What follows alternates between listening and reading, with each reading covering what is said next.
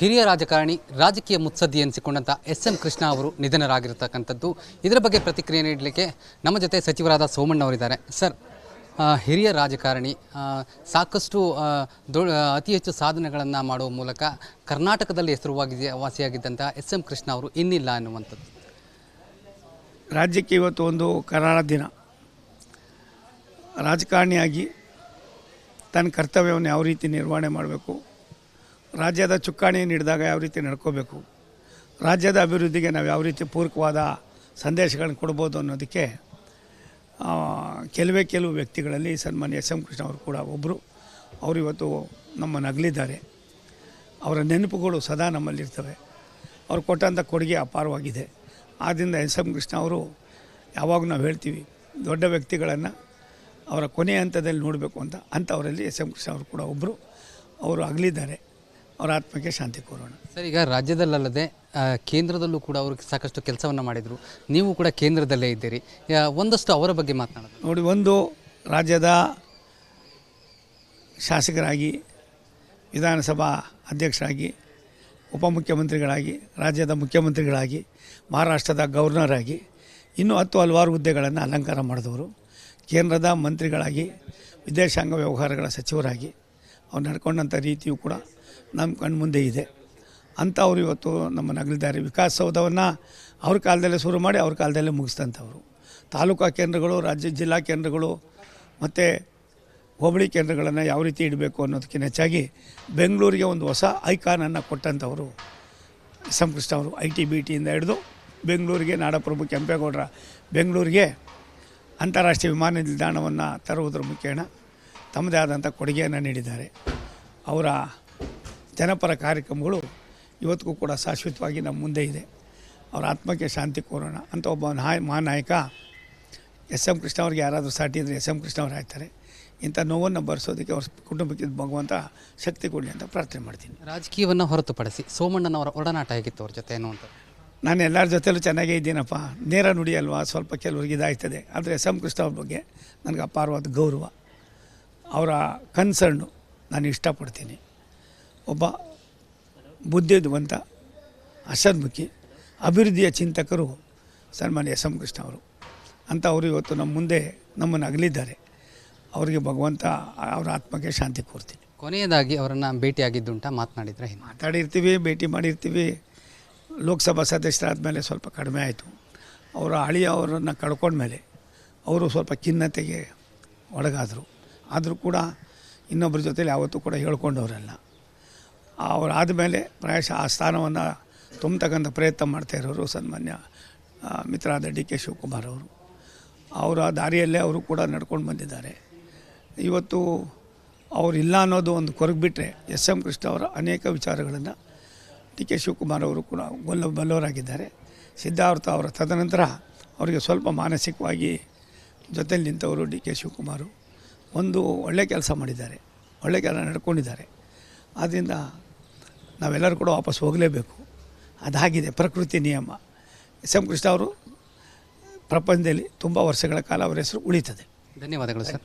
ಇದಿಷ್ಟು ಸಚಿವರಾದ ಸೋಮಣ್ಣ ಅವರ ಮಾತಾಗಿರುವಂಥದ್ದು. ಕ್ಯಾಮ್ರಾ ಪರ್ಸನ್ ವಿವೇಕ್ ಜೊತೆ ನಟೇಶ್ ರಾಜಣ್ಣ, ರಿಪಬ್ಲಿಕ್ ಕನ್ನಡ, ನವದೆಹಲಿ. ಹಿರಿಯ ರಾಜಕಾರಣಿ ರಾಜಕೀಯ ಮುತ್ಸದ್ದಿ ಎನಿಸಿಕೊಂಡಂಥ ಎಸ್.ಎಂ. ಕೃಷ್ಣ ಅವರು ನಿಧನರಾಗಿರತಕ್ಕಂಥದ್ದು. ಇದರ ಬಗ್ಗೆ ಪ್ರತಿಕ್ರಿಯೆ ನೀಡಲಿಕ್ಕೆ ನಮ್ಮ ಜೊತೆ ಸಚಿವರಾದ ಸೋಮಣ್ಣ ಅವರಿದ್ದಾರೆ. ಸರ್, ಹಿರಿಯ ರಾಜಕಾರಣಿ ಸಾಕಷ್ಟು ಅತಿ ಹೆಚ್ಚು ಸಾಧನೆಗಳನ್ನು ಮಾಡುವ ಮೂಲಕ ಕರ್ನಾಟಕದಲ್ಲಿ ವಾಸಿಯಾಗಿದ್ದಂಥ ಎಸ್.ಎಂ. ಕೃಷ್ಣ ಅವರು ಇನ್ನಿಲ್ಲ ಅನ್ನುವಂಥದ್ದು. ರಾಜ್ಯಕ್ಕೆ ಇವತ್ತು ಒಂದು ಕರಾಳ ದಿನ. ರಾಜಕಾರಣಿಯಾಗಿ ತನ್ನ ಕರ್ತವ್ಯವನ್ನು ಯಾವ ರೀತಿ ನಿರ್ವಹಣೆ ಮಾಡಬೇಕು, ರಾಜ್ಯದ ಚುಕ್ಕಾಣಿಯನ್ನು ಹಿಡಿದಾಗ ಯಾವ ರೀತಿ ನಡ್ಕೋಬೇಕು, ರಾಜ್ಯದ ಅಭಿವೃದ್ಧಿಗೆ ನಾವು ಯಾವ ರೀತಿ ಪೂರಕವಾದ ಸಂದೇಶಗಳನ್ನು ಕೊಡ್ಬೋದು ಅನ್ನೋದಕ್ಕೆ ಕೆಲವು ವ್ಯಕ್ತಿಗಳಲ್ಲಿ ಸನ್ಮಾನ್ಯ ಎಸ್.ಎಂ. ಕೃಷ್ಣ ಅವರು ಕೂಡ ಒಬ್ಬರು. ಅವರು ಇವತ್ತು ನಮ್ಮನ್ನು ಅಗಲಿದ್ದಾರೆ. ಅವರ ನೆನಪುಗಳು ಸದಾ ನಮ್ಮಲ್ಲಿರ್ತವೆ. ಅವರು ಕೊಟ್ಟಂಥ ಕೊಡುಗೆ ಅಪಾರವಾಗಿದೆ. ಆದ್ದರಿಂದ ಎಸ್.ಎಂ. ಕೃಷ್ಣ ಅವರು ಯಾವಾಗ ನಾವು ಹೇಳ್ತೀವಿ, ದೊಡ್ಡ ವ್ಯಕ್ತಿಗಳನ್ನು ಅವರ ಕೊನೆಯ ಹಂತದಲ್ಲಿ ನೋಡಬೇಕು ಅಂಥವರಲ್ಲಿ ಎಸ್.ಎಂ. ಕೃಷ್ಣ ಅವರು ಕೂಡ ಒಬ್ಬರು. ಅವರು ಅಗಲಿದ್ದಾರೆ. ಅವರ ಆತ್ಮಕ್ಕೆ ಶಾಂತಿ ಕೋರೋಣ. ಸರ್, ಈಗ ರಾಜ್ಯದಲ್ಲದೆ ಕೇಂದ್ರದಲ್ಲೂ ಕೂಡ ಅವರು ಸಾಕಷ್ಟು ಕೆಲಸವನ್ನು ಮಾಡಿದರು.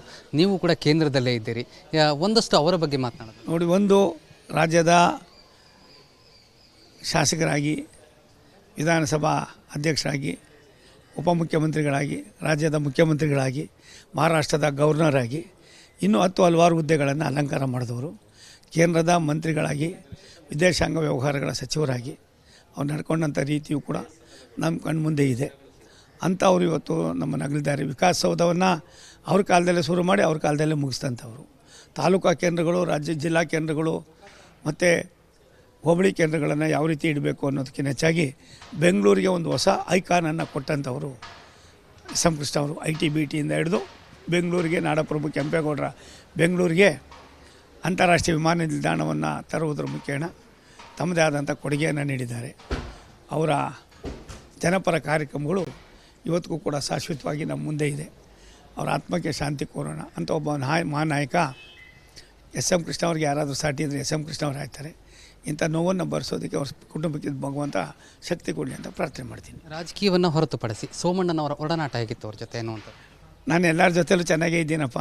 ನೇರ ನುಡಿ ಅಲ್ವಾ, ಸ್ವಲ್ಪ ಕೆಲವ್ರಿಗೆ ಇದಾಗ್ತದೆ. ಆದರೆ ಎಸ್ ಎಂ ಕೃಷ್ಣ ಅವ್ರ ಬಗ್ಗೆ ನನಗೆ ಅಪಾರವಾದ ಗೌರವ, ಅವರ ಕನ್ಸರ್ನು ನಾನು ಇಷ್ಟಪಡ್ತೀನಿ. ಒಬ್ಬ ಬುದ್ಧಿವಂತ, ಹಸನ್ಮುಖಿ, ಅಭಿವೃದ್ಧಿಯ ಚಿಂತಕರು ಸನ್ಮಾನ್ಯ ಎಸ್ ಎಂ ಕೃಷ್ಣ ಅವರು. ಅಂಥವರು ಇವತ್ತು ನಮ್ಮ ಮುಂದೆ ನಮ್ಮನ್ನು ಅಗಲಿದ್ದಾರೆ. ಅವರಿಗೆ ಭಗವಂತ ಅವರ ಆತ್ಮಕ್ಕೆ ಶಾಂತಿ ಕೋರ್ತೀನಿ. ಕೊನೆಯದಾಗಿ ಅವರನ್ನು ಭೇಟಿಯಾಗಿದ್ದುಂಟ, ಮಾತನಾಡಿದರೆ? ಮಾತಾಡಿರ್ತೀವಿ, ಭೇಟಿ ಮಾಡಿರ್ತೀವಿ.